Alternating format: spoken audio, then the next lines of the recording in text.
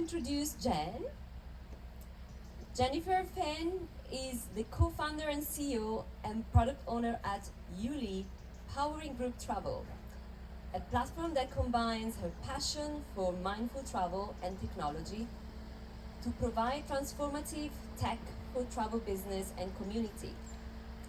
In 2022, Jen,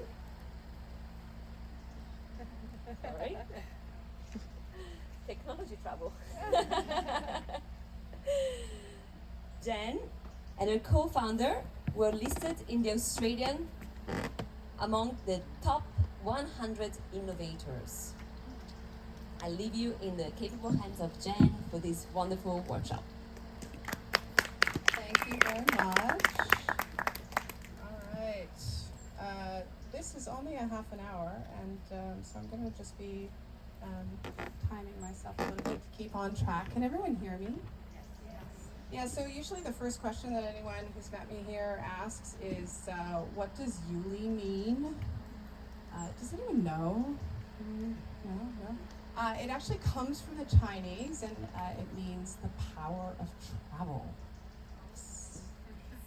So that's, of course, what inspires me. I studied a bit in China and decided to name our company that. I'm also supported here today by Vika over there. She's our marketing magician. She'll help you out if you need anything during the session today. And I'm also supported by the amazing Chris Worden, who's just playing. He's from Essential Breathworks, and he is available for your retreats. So we are going to be journaling today, so do make sure that you have your notebooks available. I see some people still kind of coming in and getting settled. Hello. So yeah, I want to thank you all for being here. I know you had some choices, and I think the fact that you're here means that you have a learning mindset, which is fabulous when we're talking about technology. And what the heck are we doing talking about technology at a wellness retreat? So yeah, it seems a little bit counterintuitive, but actually I want to make the argument that technology and wellness experiences go really well together. And in fact, if you approach technology in a mindful way, then you can actually enhance your wellness experience because you create an online experience that leads into that really complements it. So hopefully I will convince a few of you who don't believe that already today. So I want to get started by just understanding who's in the audience. I'd like to know who here identifies themselves as tech savvy. Ooh, we got a hand, we got 2 hands, we got 3 hands. We got half a hand. Amazing, welcome. This is good. I hope that some of you here will actually start to maybe shift your mindset to thinking you are a bit more tech savvy, because you can be. So who here is non-techie? So we hear this a lot from our clients, and this is obviously one of the things that can kind of hold us back from using technology to empower us in our businesses if we feel non-techie. And so that's why we're here today, to kind of help you overcome a little bit of that. And so I want to also be totally honest, of course, I am very much a techie. So my background is computer science and mathematics, and I programmed for a number of years, and then I led a global technical operations team and sent a whole lot of digital email, and that was like a newfangled thing to do. And I did that for big companies like Victoria's Secret, American Express, Yahoo, and I learned a lot technically, but I also learned that that is not a fulfilling job. So I decided to take my technical skills and try to make technology that was accessible for people who consider themselves non-techie, and to actually make technology that helps create more of what I want to see in the world. And I just love what's been created here. Thank you, Laura, for making this space for these conversations. And actually just to touch on the sustainability conversation that has been happening in this space. So we're actually hosted in the Microsoft cloud, and they are going to be 100% renewable in 2025. That's just 3 years from now. So, you know, tech can be moving us in the right direction. In fact, is a key part of our sustainable journey. So now I'm going to step into a vulnerable space with you. I want you to get your notebooks out, and I want you to think about your worst technology experiences? Or maybe your biggest fears. Thank you, yes. Bring it out, bring it out. Yeah, just, write it down, let it out. When you think about using technology for your business, are you like, yes? Or are you like, no? Right? And if it's no, write down why. What is it that's kind of holding you back? What is the fear that's keeping you from feeling like the technology in your world can empower your wellness experiences? And if you've had any really painful actual experiences, you can write that down too. Just let it out.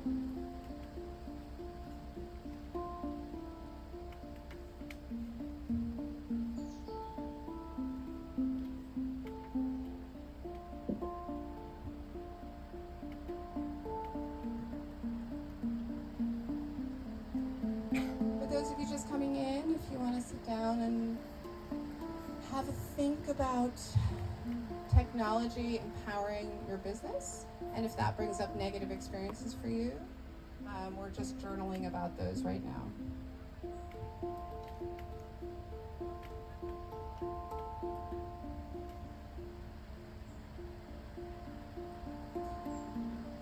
So is there anyone that feels bold enough to share one of their fears?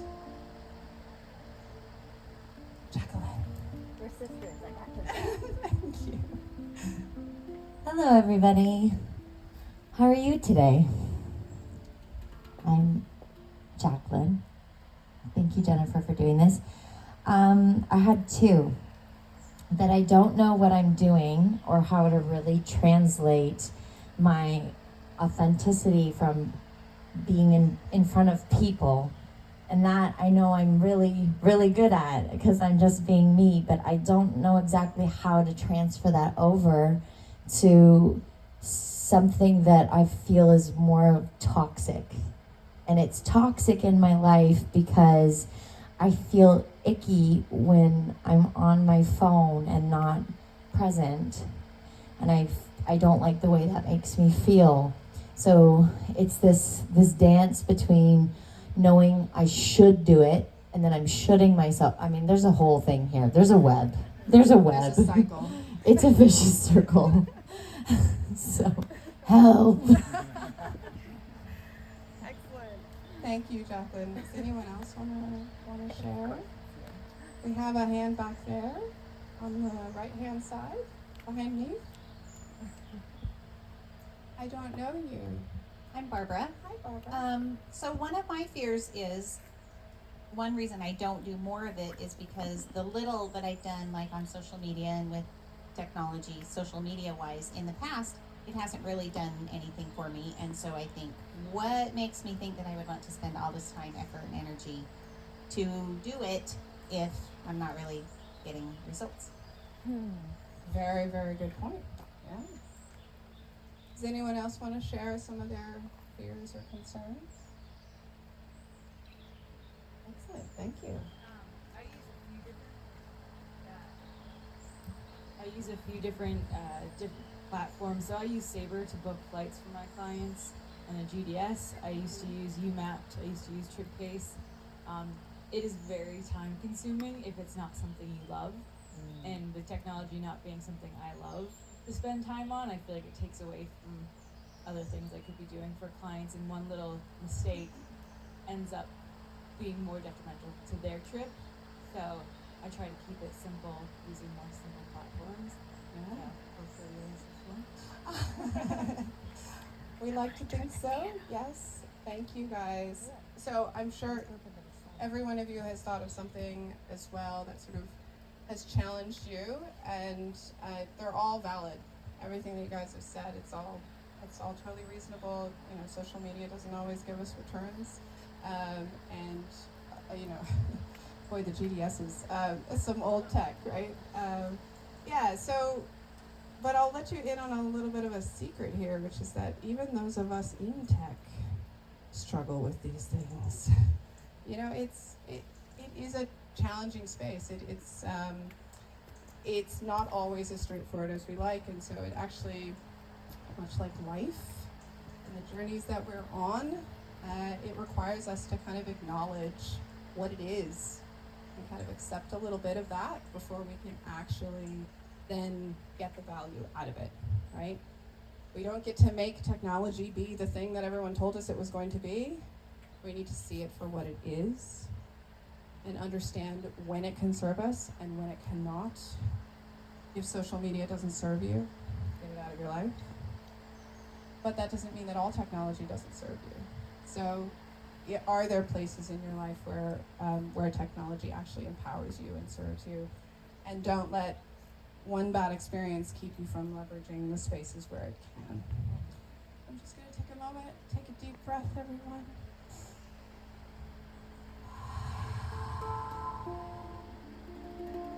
Let go of all of that.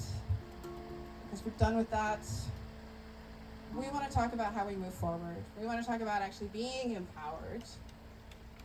Oh, look at that. I'm on time. I love it. So we want to talk about actually being empowered by the technology that we employ.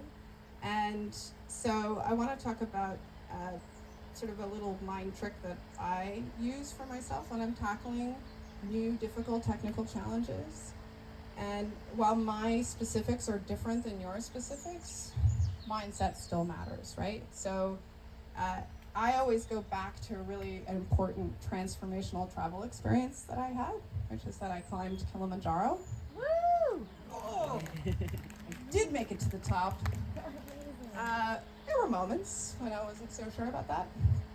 And I remember standing down at the bottom and looking up and thinking, why did I sign up for this? Which is maybe what you're feeling when you start to tackle your website project and whatnot. And so how did I do it? Just one step at a time. And for those of you who have done Kilimanjaro, you know it's also one very slow step at a time. And that's the mindset in terms of going into this, recognizing that it will take you time, and especially the bigger the mountain you're trying to climb, the longer that is going to take you. The sooner you accept that, the sooner your partners are going to be able to support you in achieving that goal, right? If I walked up to my Kilimanjaro guides and I said, I need to get up there in a day, and they'd be like, oh, no, right? And then if that was my expectation, I'd be really disappointed, right? And as long as I'm trusting my guides and going, okay, well, they've told me that 8 days is a really good time to get to that summit, and I'll feel better taking that amount of time. I could do it in 6. I'm going to go for 8.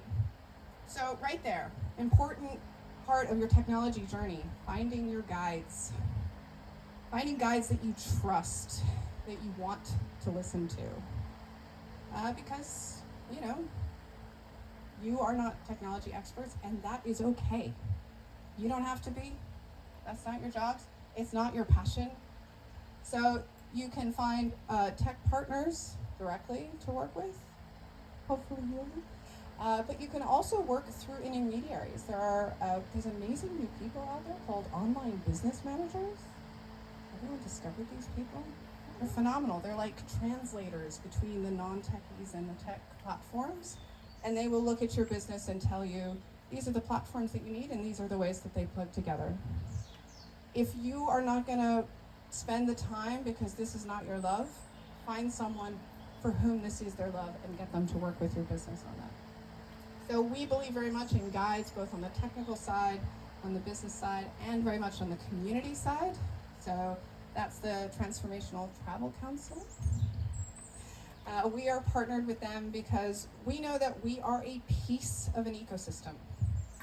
We provide various kinds of websites and integration technologies to make sure that your data is in place and that your customers have a really good experience before your real experience.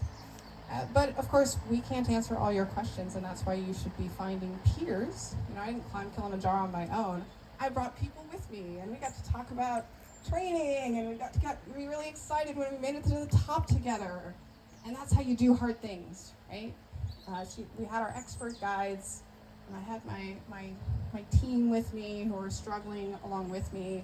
And some of them had done hard hikes before, and some of them, this was their first time climbing a mountain.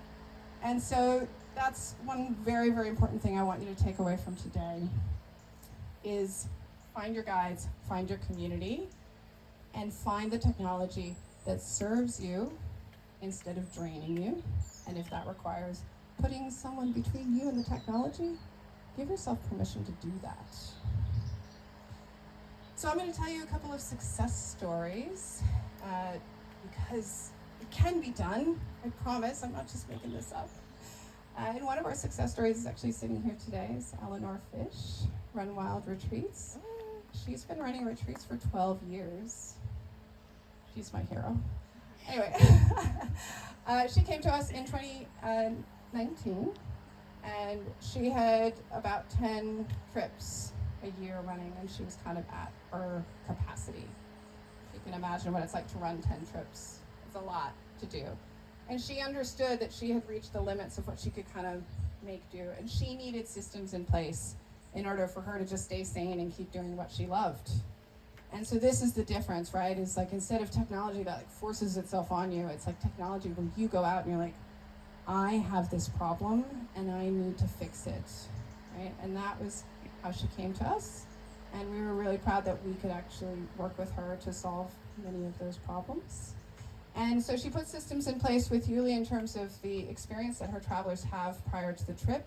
So just admin, logistics, when are you arriving, have you signed your waivers, all those good things, but also a really beautiful thing. Can we get a microphone to Eleanor? I want her to share how she uses the YouLi task system, which you guys have experienced, for the voting. Don't forget to vote, everyone. But it can also be used to prepare your guests for your wellness experience. And I'll let Eleanor talk about that. Thanks, Jen. And so I love the YouLi task list because it's such a great way for us to go through a really thorough onboarding process with our clients. And so as Jen said, one of the things we really want to help the client do is cultivate the right mindset, especially since we want them to have a transformational travel experience, and that doesn't just magically happen. We do a lot to prepare the client. And so we have created a video called How to Travel with Heart, and HEART is an acronym for a number of qualities that we want the client to start to cultivate and think about prior to arrival. So we made a video, and we were able to embed that video into the description area of the task list. Within a task, embed the video so that the action that we want the client to take is to watch the video, and then below that to check off a number of pledges. Things like I pledge to run without my watch when we're out running together. I pledge to have an open mind and to be receptive and that sort of thing. And so there's a number of things that we ask the client to acknowledge and check off. And it's the action of checking off those items. It starts to really plant those seeds into the client's mind before they arrive. And then we go through a similar process on the first day of the retreat. So reiterating that, because sometimes there can be many months pass between when they did it online and then when the retreat actually begins. So the process of the retreat, begins online, and what I like about the YouLi features is how they make it just a very simple, very user-friendly, super easy process to engage with the client in a way that's not intimidating at all, and it's easy for them to do. And then of course we use the task reminders, the dating deadlines to remind the clients to actually complete that process. So it makes a totally hands-off process for us that takes none of my staff's time, but is really valuable for the client's preparation. Thank you so much for sharing that. When we saw Eleanor using that, it was sort of, recognizing how creative people like yourselves, like Eleanor, can take what's basically a website and actually turn it into a tool for wellness. But of course, that didn't just happen, right? That wasn't AI, right? And that wasn't us, that was all Eleanor. So recognizing that technology is a space for you to put